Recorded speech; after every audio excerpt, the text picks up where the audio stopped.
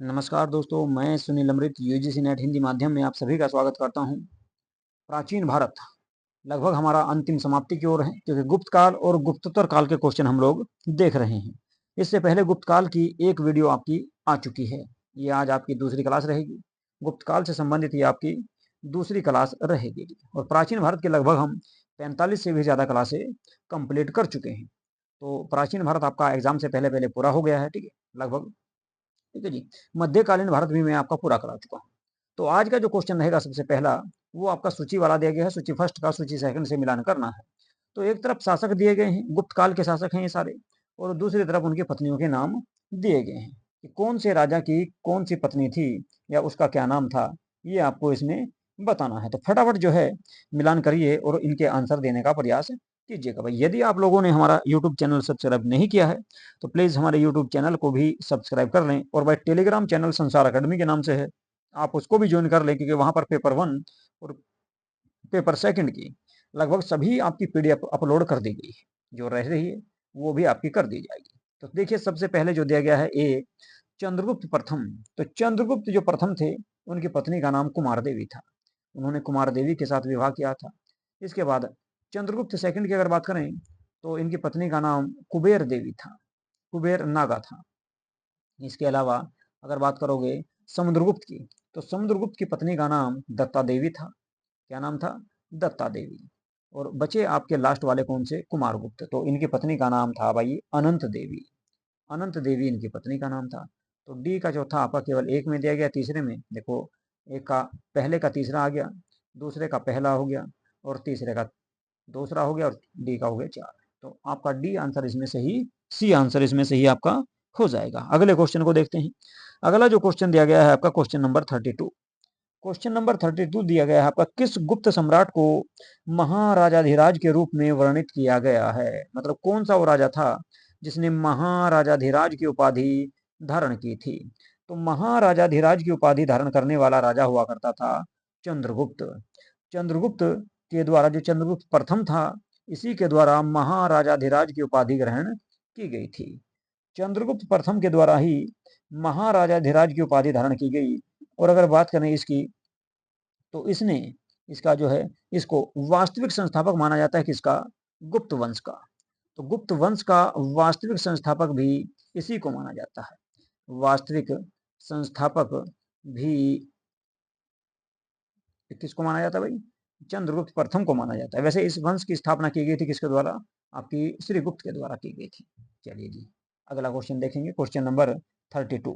भारत में प्राचीनतम ऐतिहासिक खगोलविद कौन है? बताओ भाई, भारत में सबसे प्राचीन खगोलविद, खगोल शास्त्री किसको माना जाता है? आप सभी जानते हैं जो आर्यभट्ट थे, आर्यभट्ट को ही सबसे पहला खगोल शास्त्री माना जाता है, क्योंकि इन्हीं के द्वारा 5वीं शताब्दी में सबसे पहले ये बताया गया कि पृथ्वी कैसी है?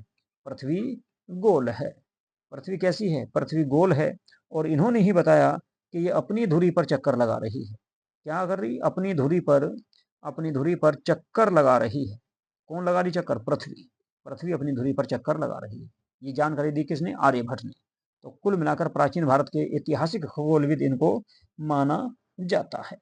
अगले क्वेश्चन की बात करेंगे, क्वेश्चन नंबर 34 आप लोगों के सामने दिया गया है। इसको देखते हैं। गुप्त गुप्त के शासनकाल में निम्नलिखित में से कौन सा अधिकारी भूमि संबंधी दस्तावेजों को सुरक्षित रूप से रखता था? तो भूमि के जो आपके दस्तावेज हुआ करते थे, उनको रखने के लिए एक अधिकारी हुआ करता था जिसको कर्णिक कहा गया है। क्या कहा गया है? कर्णिक। कर्णिक के नाम से उसको जाना गया। तो कर्णिक का जो काम हुआ करता था, वो जमीन को अपने पास जो है, जमीन के लेखा जोखा, जमीन का लेखा जोखा अपने पास ही रखा करता था। चलिए जी, अगला क्वेश्चन की बात करेंगे। अगला जो क्वेश्चन है क्वेश्चन नंबर 35 और आज का 5वां क्वेश्चन। गुप्त युग के बाद के विदेशी व्यापार पर इनमें से कौन सा या किसी भी तरह का परिणाम नहीं डालता? मतलब कौन सा ऐसा कथन है जो गुप्त युग से संबंधित या गुप्त युग के बाद किसी भी चीज पर या किसी भी जानकारी पर ये प्रकाश नहीं डालता? श्रेणियां अपने महत्व खो चुकी थी। गुप्त काल के अंत में श्रेणियां जो हुआ करती थी, ये अपना महत्व खो चुकी थी। ये बात बिल्कुल सही है। इसके बाद सामान्य उपयोग के लिए सिक्कों का अभाव था, बिल्कुल सिक्कों की कमी हो चुकी थी बाद में। और देश के एक कोने से दूसरे कोने में दस्तकार और व्यापारियों के जाने की गतिहीनता हो गई, यानी कि आने जाने की उनकी समस्या होने लगी। तो इस कारण जो है इस युग का या इस वंश का भी धीरे धीरे पतन हो गया। कई दस्तकारियां पूरी तरह से विनष्ट हो चुकी थी, ये बिल्कुल गलत है, विनष्ट नहीं हुई थी, लेकिन थोड़ी कठिनाई इस समय जो है देखने को मिलती है। तो कुल मिलाकर जो है इस क्वेश्चन का आंसर सही रहेगा। गलत जो माना गया इसमें जो प्रभाव नहीं डालता वो डी नहीं डालता। अगले क्वेश्चन की बात करें, गुप्त काल में पूर्वी भारत से होने वाले गुप्त काल में पूर्वी भारत से होने वाले समुद्रिक व्यापार का सबसे बड़ा केंद्र कौन सा था? बताओ भाई, समुद्रिक व्यापार का सबसे बड़ा केंद्र कौन सा था? तो समुद्रिक व्यापार का इस समय अगर हम बात करें, सबसे बड़ा जो केंद्र हुआ करता था, सबसे बड़ा केंद्र था बंगाल के क्षेत्र में होता था एक आपका ताम्रलिप्ति। कहां पर था भाई? ये बंगाल के क्षेत्र में। बंगाल के क्षेत्र में ताम्रलिप्ति बंदरगाह हुआ करता था और ये उस समय समुद्रिक व्यापार का सबसे बड़ा केंद्र था। सबसे बड़ा केंद्र कावेरी पट्टनम की अगर हम बात करें तो ये आंध्र प्रदेश में मिलेगा आपको। कहां पर? आंध्र प्रदेश में। आंध्र प्रदेश में। भुरगु कच्छ की अगर बात करें तो नर्मदा नदी के किनारे। कहां पर भाई? गुजरात में। ये क्षेत्र आपका गुजरात में मिल जाएगा आपको देखने को, गुजरात में देखने को मिल जाएगा। ठीक है जी, तो ये क्षेत्र आपका गुजरात में।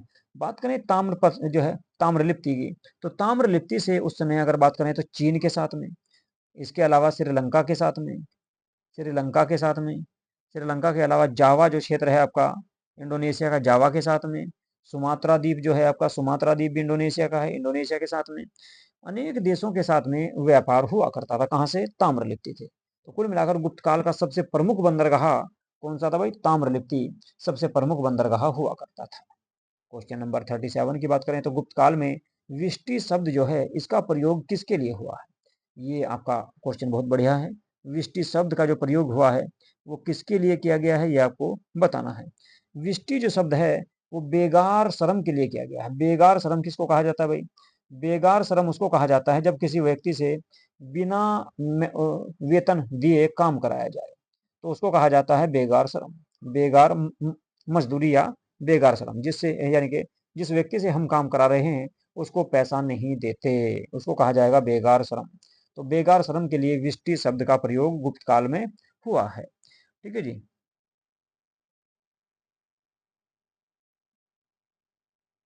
चलिए भाई अगला क्वेश्चन देखते हैं। क्वेश्चन नंबर 38, हिरण्य कर कैसा था?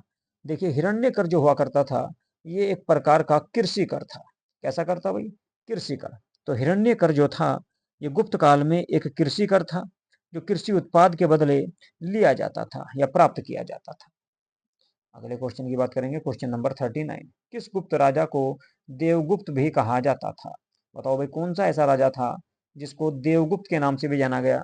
ये गुप्त वंश से संबंधित था। चंद्रगुप्त सेकंड, चंद्रगुप्त सेकंड को ही चंद्रगुप्त विक्रमादित्य के नाम से भी जाना गया। विक्रमादित्य के नाम से भी इसी को जाना गया, विक्रमादित्य के नाम से भी इसी को जाना गया और देवगुप्त के नाम से भी इसको जाना जाता था। ठीक है जी, इसी वंश में एक राजा हुए हैं आपके समुद्रगुप्त, इनको कविराज, कविराज कहा गया है, कविराज कहा गया है। और इन्होंने ही आपका आपका इसी को भारत का नेपोलियन भी कहा जाता है। नेपोलियन, भारत का नेपोलियन भी स्मिथ के द्वारा समुद्रगुप्त को ही कहा गया है। अगले क्वेश्चन की बात करें, क्वेश्चन नंबर 40, गुप्तकालीन सिक्कों का सबसे बड़ा कोष निम्नलिखित में से कौन सा है? यानी कुल मिलाकर गुप्तकालीन जो सिक्के प्राप्त हुए हैं सबसे ज्यादा हमको कहाँ से प्राप्त हुए हैं? राजस्थान में एक क्षेत्र पड़ता है बयाना, राजस्थान में एक क्षेत्र पड़ेगा बयाना। तो यहाँ से अगर हम बात करें 1821 में, 1821 में जो है गुप्तकालीन सिक्कों का एक ढेर प्राप्त हुआ है और सारे के सारे कैसे मिले? सोने के सिक्के। तो सोने के सिक्कों का यहाँ से ढेर प्राप्त हुआ है, सोने के सिक्कों का यहाँ से ढेर प्राप्त हुआ है। तो आपका इसी को कहा जा सकता है सबसे बड़ा कोष कहाँ से प्राप्त हुआ है? बयाना से प्राप्त हुआ है गुप्तकालीन सिक्कों का। अगला क्वेश्चन, क्वेश्चन नंबर 41, शुद्ध ओ सॉरी गुप्त सोने के सिक्के दिनार का नाम किस भाषा से लिया गया है? जो दिनार जो नाम है ये किस भाषा से लिया गया बताओ? लेटिन भाषा का शब्द है। दिनार जो है ये लेटिन भाषा का शब्द है, लेकिन आज अगर देखें तो अनेक अरबी देशों में दिनार के नाम से मुद्रा जारी की जाती है। पहले क्वेश्चन की बात करें, क्वेश्चन नंबर 42 जो रहेगा, निम्न में से कौन सा मंदिर खजुराहो में नहीं स्थित है? बताओ भाई, खजुराहो में कौन सा मंदिर नहीं स्थित है, ये आपको बताना है। नंबर ए पर दिया गया है दशावतार मंदिर। दशावतार जो मंदिर है ये उत्तर प्रदेश में एक जिला पड़ेगा आपका ललितपुर। ललितपुर ललितपुर जो जिला है इसमें यहाँ पर एक गांव पड़ेगा देवगढ़, और देवगढ़ में ही एक मंदिर है दशावतार मंदिर। तो ये आपका खजुराहो में नहीं, जबकि 64 योगिनी मंदिर, कंद्रिया महादेव का मंदिर और चतुर्भुज मंदिर, ये सभी आपके आपके कहाँ पे पड़ेंगे, ये सारे के सारे मध्य प्रदेश में स्थित है, और मध्य प्रदेश के भी आपके कहाँ पर खजुराहो में स्थित है। तो इनको खजुराहो मंदिरों में शामिल किया जाता है। ठीक है भाई, चलिए अगला क्वेश्चन देखेंगे। अगले क्वेश्चन की अगर हम बात करें, अगला जो क्वेश्चन है उस क्वेश्चन की बात करते हैं। अच्छा, एक और बात बता दूं मैं आपको दशावतार मंदिर के बारे में। दशावतार मंदिर जो है भारत का ये पहला मंदिर है जहां पर शिखर शिखर युक्त मंदिर है। तो भारत का सबसे पहला शिखर युक्त मंदिर, अब अगर कभी एग्जाम में आपसे पूछ ले तो भाई ये आपका कहाँ पर है, ये आपका देवगढ़ दशावतार जो मंदिर है ये भारत का सबसे पहला शिखर युक्त और पंचायत शैली का मंदिर माना जाता है। पंचायतन पंचायतन पंचायतन का मतलब है इस मंदिर के साथ साथ अनेक छोटे छोटे मंदिर भी यहाँ पर देवताओं के बनाए गए हैं, और ये नागर शैली में बना हुआ मंदिर है। नागर शैली में बना हुआ मंदिर है, कौन सा, दशावतार मंदिर। ठीक है जी, तो शिखर युक्त ये सबसे पहला मंदिर है। शिखर का उल्लेख इसमें सबसे पहले किया गया है, इसी मंदिर में सबसे पहले शिखर का उल्लेख किया गया है। तो इस बात को आपको याद रखना है, और भगवान विष्णु को ये समर्पित है। अगले क्वेश्चन की बात करेंगे, क्वेश्चन नंबर 43। गुप्त काल में भुक्ति का प्रशासन कौन था? भुक्ति का जो प्रशासन था वो कौन हुआ करता था? प्रशासक, मतलब यहाँ का जो प्रशासक हुआ करता था वो कौन हुआ करता था? देखिए, भुक्ति जो क्षेत्र था, भुक्ति जो क्षेत्र हुआ करता था ये आपका क्या था, राज्य, एक प्रकार से क्या था, प्रांत। प्रांत कह लो या फिर राज्य कह लो, प्रांत या स्टेट या राज्य इसको कह सकते हैं। और इसका जो प्रमुख हुआ करता था वो उपरिक उसको कहा जाता था, उसको उपरिक कहा जाता था। जैसे आज के टाइम में राज्य का प्रमुख कौन होता है? राज्यपाल। राज्यपाल राज्य का प्रमुख होता है, राज्यपाल जो है राज्य का प्रमुख होता है, लेकिन उस काल में उपरिक उसको कहा जाता था, उपरिक उसको कहा जाता था। Question number 44। गुप्तकालीन सिक्कों से संबंधित निम्नलिखित कथनों पर विचार करने हैं। तो कौन कौन से सिक्के गुप्त काल के हैं उनके बारे में देखना है भाई। वे स्वर्ण और रजत से बने होते थे, बात बिल्कुल सही है। गुप्त काल के जो सिक्के थे वे सोने के और चांदी के हुआ करते थे। उन पर शासकों की तिथियां का अंकन उपलब्ध है? नहीं भाई, तिथियां नहीं मिली, तिथियों का अंकन नहीं प्राप्त होता। तो तिथियों का अंकन इन सिक्कों पर प्राप्त नहीं होता। ठीक है, सोने के सिक्कों पर प्राप्त नहीं होता, लेकिन जो रजत सिक्के हैं उन पर कहीं कहीं पर आपको जो है तिथियों का अंकन देखने को मिल जाएगा। लेकिन अगर इसमें कहा गया कि उन पर यानी कि दोनों पर, तो ये कथन इस प्रकार से गलत है। अगर कहता केवल रजत रजत सिक्कों पर तिथियों का अंकन मिलता है, शासकों की तिथियों का अंकन मिलता है, तो ये आपका इसमें जो है गलत रहेगा। ठीक है, तो तिथियों का उल्लेख तो मिलता है, लेकिन शासकों की तिथियों का उल्लेख इसके बारे में नहीं मिलता, और सोने के सिक्कों पर तो मिलता ही नहीं। तो दूसरा कथन आपका इसमें गलत हो जाएगा, तो केवल एक आपका इसमें सही रहेगा। अगले क्वेश्चन की बात करेंगे, क्वेश्चन नंबर 45। क्वेश्चन नंबर 45 आ चुका है आप लोगों के सामने, और सूची वाला है भाई, मिलान करनी है सूची। गुप्तकालीन शासक दिए गए हैं, दूसरी तरफ उनके शिलालेख दिए गए हैं। देखो, सबसे पहले दिया गया है कुमारगुप्त प्रथम। कुमारगुप्त प्रथम से संबंधित है बिलसाड़ अभिलेख, बिलसड या बिलसाड़ अभिलेख, जो उत्तर प्रदेश के एटा से प्राप्त हुआ है। गुप्त काल कुमारगुप्त सेकंड की अगर बात करें तो ये सारनाथ से संबंधित है, सारनाथ शिलालेख से संबंधित इनका संबंध लगाया जाएगा। बुद्धगुप्त की अगर बात करें तो बुद्धगुप्त जो है एरन अभिलेख मिलता है आपका एमपी में, एरन अभिलेख से संबंधित है। और प्रांतक की अगर बात करोगे तो ये आ जाएगा उत्तर मेरूर शिलालेख। तो भाई देख लो, मिलान कर लो, पहले का रहेगा दूसरा, दूसरे का रहेगा तीसरा, और तीसरे का रहेगा चौथा। तो पहले का दूसरा, दूसरे का तीसरा, तीसरे का चौथा, और चौथे का पहला। तो ए ऑप्शन आपका इसमें सही हो जाएगा। इस हिसाब से ए आंसर इसका सही रहेगा। अगले क्वेश्चन की बात करते हैं। अगला जो क्वेश्चन है आप लोगों के सामने वो है मुद्रा राक्षस। बहुत आसान सा क्वेश्चन है। मुद्रा राक्षस की रचना किसके द्वारा की गई थी? मुद्रा राक्षस जो है ये किसकी पुस्तक है, ये आपको बताना है। बताइए भाई फटाफट। मुद्रा राक्षस जो पुस्तक है ये किसकी है? आप सभी जानते हैं, विशाख दत्त की ये पुस्तक है। विशाख दत्त के द्वारा इस पुस्तक की रचना की गई थी, मुद्रा राक्षस की। इसके अलावा विशाख दत्त के द्वारा ही एक और पुस्तक लिखी गई, देवी चंद्रगुप्तम, देवी चंद्रगुप्तम गुप्तम नामक ग्रंथ की रचना भी किसके द्वारा? विशाखदत्त के द्वारा ही की गई थी। चलिए जी, अगला क्वेश्चन देखेंगे। क्वेश्चन नंबर 47 की बात करें, चंद्रमा पृथ्वी के चारों ओर घूमता है और पृथ्वी सूर्य के चारों ओर घूमती है, किस विद्वान ने यह सिद्ध किया था? तो सबसे पहले किस विद्वान के द्वारा इस बात के बारे में बताया गया या इस बात की जानकारी दी गई? आप सभी जानते हैं, वराहमिहिर जो थे, वराहमिहिर वराहमिहिर एक ज्योतिष विज्ञान से संबंधित थे और उनकी प्रसिद्ध पुस्तक की अगर मैं बात करूं तो आपकी कौन सी है भाई? वृहत संहिता। वृहत संहिता इनकी एक प्रसिद्ध कृति है, प्रसिद्ध पुस्तक है। वृहत संहिता इनकी एक प्रसिद्ध पुस्तक है और इन्होंने ही सबसे पहले बताया, ठीक है, कि भाई पृथ्वी जो है, चंद्रमा जो है वो पृथ्वी के चारों ओर घूमता है और पृथ्वी सूर्य के चारों ओर घूमती है, ठीक है जी। लेकिन अगर बात करें आर्यभट्ट की, तो आर्यभट्ट पहले व्यक्ति थे जिन्होंने पता लगाया कि पृथ्वी कैसी है, पृथ्वी गोल है। तो पृथ्वी गोल है किसने बताया? आर्यभट्ट ने बताया, ठीक है जी। इसके अलावा सूर्य के चारों ओर घूमती है और पृथ्वी के गुरुत्वाकर्षण है, ठीक है। तो इस बात की जानकारी भी आर्यभट्ट के द्वारा दी गई थी। लेकिन चंद्रमा पृथ्वी के चारों ओर घूमता है और पृथ्वी सूर्य के चारों ओर चक्कर लगाती है, ये वराहमिहिर के द्वारा सबसे पहले बताया गया था। अगले क्वेश्चन की बात करते हैं, क्वेश्चन नंबर 48, गुप्त काल को क्लासिक युग क्यों कहा जाता है? सभी जानते ही हैं, कला और संस्कृति, कला और साहित्य का जो प्रगति हुई, यहाँ पर जो विकास हुआ कला एवं साहित्य में प्रगति के कारण ही इस काल को जो है भारत का स्वर्ण युग या क्लासिक युग के नाम से इसको जाना जाता है। अगले क्वेश्चन की बात करेंगे, क्वेश्चन नंबर 49। बहुत बढ़िया क्वेश्चन है भाई। गुप्त काल में अजंता की कौन सी गुफाएं निर्मित हुई? देखिए, गुप्त काल में जो है अजंता की कौन कौन सी गुफाओं का निर्माण किया गया? तो दो क्या तीन गुफाएं गुप्त काल में बनाई गई थी। कौन कौन सी? गुफा नंबर 16, गुफा नंबर 17 और गुफा नंबर 19। ये तीनों जो गुफाएं हैं ये गुप्त काल से संबंधित है। लेकिन ऑप्शन में अगर देखा जाए आपका, तो ऑप्शन के हिसाब से डी आंसर आपका इसमें सही हो जाएगा।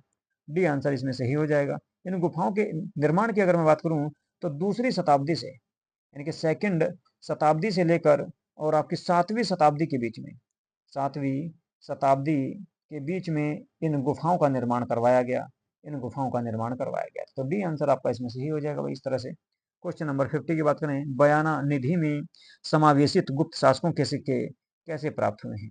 देखिए, बयाना जो निधि प्राप्त हुई है बयाना से, राजस्थान से, उसमें कौन कौन से सिक्के, किस किस शासकों के सिक्के प्राप्त हुए, ये पूछ रहा भाई। तो चंद्रगुप्त प्रथम और स्कंदगुप्त, चंद्रगुप्त प्रथम से लेकर स्कंदगुप्त तक के काल के जितने भी सिक्के थे, वे सारे के सारे इसमें सिक्के हमको प्राप्त हुए हैं और ज्यादातर आपके सोने के सिक्के प्राप्त हुए हैं, ठीक है जी।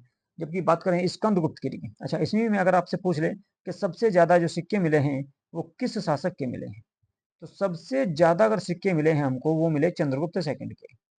चंद्रगुप्त सेकंड, चंद्रगुप्त सेकंड के सबसे ज्यादा मिले हैं और सबसे कम जो सिक्के प्राप्त हुए हैं वो स्कंदगुप्त के प्राप्त हुए हैं। स्कंदगुप्त, स्कंदगुप्त के सबसे कम और सबसे ज्यादा सिक्के जो प्राप्त हुए हैं वो मिले हैं चंद्रगुप्त सेकंड के। तो चंद्रगुप्त प्रथम से लेकर स्कंदगुप्त तक के काल के सिक्के प्राप्त हुए हैं, लेकिन सबसे ज्यादा चंद्रगुप्त सेकंड विक्रमादित्य के मिले हैं और सबसे कम स्कंदगुप्त के इसमें हमको सिक्के प्राप्त हुए हैं। तो सोने के सिक्के मिले हैं भाई। बयाना आपका राजस्थान में है। राजस्थान में भी एक जिला पड़ेगा आपका भरतपुर, भरतपुर, भरतपुर जिले में पड़ता है बयाना, ठीक है भाई। चलिए जी, अगला क्वेश्चन देख लेते हैं, क्वेश्चन नंबर 51। निम्नलिखित में से किन क्षेत्रों में से किस क्षेत्र पर चंद्रगुप्त प्रथम का शासन नहीं रहा? यानी कि चंद्रगुप्त प्रथम के द्वारा कौन से क्षेत्र पर शासन नहीं किया गया? देखिए, साकेत पर किया, मगध पर किया, प्रयाग पर किया, लेकिन वैशाली पर उसका नियंत्रण स्थापित नहीं था। चंद्रगुप्त चंद्रगुप्त प्रथम जो था, इसने वैशाली को छोड़कर लगभग सारे क्षेत्रों पर अपना शासन स्थापित किया था, ठीक है जी। चलिए अगले क्वेश्चन की बात करते हैं, क्वेश्चन नंबर 52। किस काल के मंदिर की वास्तुकला में सर्वप्रथम गंगा और यमुना की आकृति आती है? गंगा और यमुना की आकृति जो मिलती है सबसे पहले आपके गुप्त काल के मंदिरों में देखने को प्राप्त होती है। गुप्त काल के जो राजा थे, इन्होंने जिन मंदिरों का निर्माण करवाया, उन मंदिरों में सबसे पहले गंगा और यमुना की आकृति देखने को मिलती है। जैसे सांची में, एरण में, तिगवा में आदि के जो प्रसिद्ध मंदिर हैं। इसके अलावा जो गर्भगृह हैं, उनके प्रवेश द्वार पर बने चौखट जो मिले हैं, ठीक है, उनके जो चौखट मिले हैं, चौखट, प्रवेश द्वार के जो चौखट हैं, उन्हीं पर क्या है, मकर वाहिनी, मकर वाहिनी गंगा के चित्र भी अंकन किए गए हैं। जो है मकर वाहिनी, मकर वाहिनी गंगा लिखा हुआ है इसके अलावा इसके अलावा इसके अलावा कूर्म वाहिनी, कूर्म वाहिनी, यमुना, यमुना के नाम की जानकारी हमको प्राप्त होती है तो गुप्त वंश के काल में।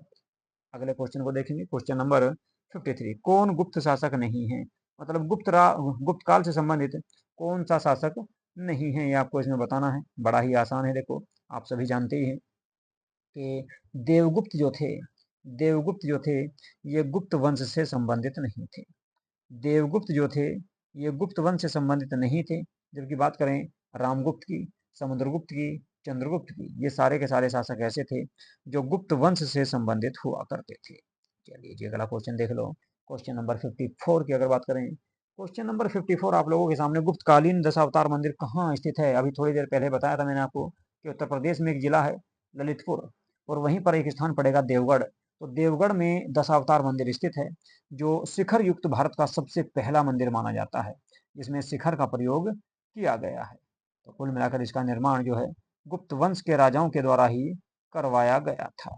अगला क्वेश्चन, गुप्त काल में भुक्ति क्या था, अभी बताया था भुक्ति के बारे में कि भुक्ति किसको कहा जाता था। क्वेश्चन नंबर 55 है, किस, एक मिनट, क्वेश्चन नंबर 55, किस युग को क्लासिक युग के नाम से जाना गया। तो किस युग को क्लासिक युग के नाम से जाना गया, अभी बताया था मैंने आपको कि भारत का स्वर्ण युग जो कहा जाता है, स्वर्ण काल जो कहा जाता है, गुप्त काल को कहा जाता है, क्योंकि इस काल में कला और साहित्य का बहुत तेजी से विकास हुआ था। क्वेश्चन नंबर 56, गुप्त काल में भुक्ति क्या था। भुक्ति जो था, मैंने आपको बताया था थोड़ी देर पहले भी कि भुक्ति का जो प्रमुख हुआ करता था उसे उपरिक कहा जाता था। क्या बोलते थे, उपरिक, उसे उपरिक कहा जाता था। और भुक्ति जो था, इसे आज के टाइम में अगर कहा जाए तो इसको राज्यपाल कहा जा सकता है, राज्यपाल के नाम से ही इसको जाना जाता है वर्तमान में, ठीक है, इसको राज्यपाल कहा जाता है वर्तमान में। तो भुक्ति राज्य का प्रमुख हुआ करता था, यानी कि राज्य हुआ करता था, और भुक्ति का जो प्रमुख होता था उसको उपरिक कहा जाता था। क्या बोलते थे, उपरिक। और आज बोलते हैं क्या, राज्य के प्रमुख को राज्यपाल। क्वेश्चन नंबर 57, गुप्त वंश का प्रथम शासक किसे माना जाता है, बताओ भाई। मैंने अभी थोड़ी देर पहले बताया था, ये आपको क्वेश्चन रिपीट हो रहा है कि गुप्त काल का जो सबसे पहला जो राजा था, गुप्त वंश का सबसे प्रथम जो शासक था, वो आपका कौन था भाई, श्रीगुप्त। श्रीगुप्त को सबसे प्रथम या सबसे पहला शासक माना जाता है, लेकिन वास्तविक संस्थापक चंद्रगुप्त प्रथम को माना जाता है, चंद्रगुप्त प्रथम को माना जाता है। चलिए जी अगले क्वेश्चन की बात करें, तो अगला जो क्वेश्चन है हमारा, वो क्वेश्चन रहेगा सती प्रथा से लेकर। सती प्रथा का उल्लेख करने वाला पहला अभिलेख ऐरन अभिलेख है। ऐरन अभिलेख जो मध्य प्रदेश से प्राप्त हुआ है, और इसी से जानकारी मिलती है कि 510 ईस्वी के आसपास, 510 ईस्वी के आसपास एक आपके सेनापति हुआ करते थे, जिसका नाम था गोपराज। गोपराज जिसका नाम हुआ करता था, गोपराज जो है, गोपराज के बाद, मरने के बाद इनकी पत्नी थी जो पहली बार सती हुई। इनकी पत्नी पहली बार सती हुई, ये पहली बार जो है सती का प्रमाण प्राप्त होता है हमको कहाँ से, ऐरन अभिलेख से। इसके बाद गुप्त काल में प्रांतपति किस नाम से जाने जाते थे। प्रांतपति मतलब कि जो है प्रांतों के प्रमुख, यानी कि उपरिक, इनको कहा जाता था उपरिक महाराज। प्रांतपति यानी कि प्रांत का प्रमुख या भुक्ति का प्रमुख, प्रांत को भुक्ति भी कहा गया है इस काल में, भुक्ति भी कहा गया है। तो भुक्ति का जो प्रमुख हुआ करता था उसको उपरिक कहा जाता था, या उपरिक महाराज के नाम से उसको जाना जाता था। और आज का ये अंतिम क्वेश्चन आप लोगों के सामने आ चुका है, लास्ट क्वेश्चन है, इसमें आपको सही आंसर इसका बताना भाई, है जी। सूची फर्स्ट का सूची सेकंड से मिलान करना है। तो पत्नियों के नाम दिए गए हैं, अभी थोड़ी देर पहले बताए थे मैंने आप लोगों को कि आपका जो है कौन से शासक की पत्नी कौन सी थी। चलिए जी एक बार फिर से बता देता हूँ। देखिए सबसे पहले बात करेंगे हम किसकी, कुमार गुप्त की। तो कुमार गुप्त की जो पत्नी थी, इनका नाम क्या था भाई, कुमार गुप्त की पत्नी का नाम था अनंत देवी। क्या नाम था, अनंत देवी। इसके अलावा चंद्रगुप्त प्रथम जो थे, इनकी पत्नी का नाम था महादेवी, महाकुमार देवी, महादेवी कुमार देवी। इसके अलावा चंद्रगुप्त सेकंड जो थे, इनकी पत्नी का नाम था कुबेर नागा, कुबेर नागा, ये नागा है भाई, नामा नहीं है, नागा है, कुबेर नाग, तो कुबेर नागा। तो मिलान करोगे अगर तो ए का आ जाएगा कौन सा, तीसरा, बी का आ जाएगा दूसरा, और डी का आ जाएगा, सी का आ जाएगा पहला। तो आपका सी ऑप्शन आपका इसमें सही हो जाएगा। तो ये थे भाई आज के आपके 30 क्वेश्चन। ठीक है, तो कैसी लगी आप लोगों को आज की क्लास, इसके बारे में जरूर बताएं। और यदि आप लोगों ने हमारा यूट्यूब चैनल सब्सक्राइब नहीं किया है तो प्लीज़ हमारे यूट्यूब चैनल को सब्सक्राइब अवश्य कर लो भाई, और वीडियो को लाइक तथा शेयर जरूर कर दिया करो। ठीक है जी, पीडीएफ मिलेगी आपको संसार एकेडमी टेलीग्राम चैनल पर। 28 जून को आपका एग्जाम है। इसके अलावा 27 जून को आपका पीजीटी का एग्जाम है आपका, कहाँ पर भाई, राजस्थान में। ठीक है, तो दोनों एग्जामों में आपके ये सीरीज आपके लिए लाभदायक रहेगी। और आपका उत्तराखंड पीसीएस का भी आपका एग्जाम है, एडमिट कार्ड आ चुके हैं। 29 जून को उसका एग्जाम है भाई, उत्तराखंड पीसीएस का, तो उसमें भी आपको हिस्ट्री के क्वेश्चन काफी देखने को मिलेंगे। ठीक है जी, रही बात पेपर 1 की, तो पेपर 1 हम लोग आप लोगों को कंप्लीट करा चुके हैं बिल्कुल पूरा। ठीक है, और उसकी सारी की सारी क्लासें हमारे चैनल पर प्लेलिस्ट आपकी बना दी गई है, उसमें उपलब्ध है। इसके अलावा पीडीएफ मिलेगी आपको संसार एकेडमी टेलीग्राम चैनल पर, पेपर 1 की भी और पेपर 2 की भी। ठीक है जी, चलिए तो यहीं पे करेंगे आज की क्लास को समाप्त। नमस्कार।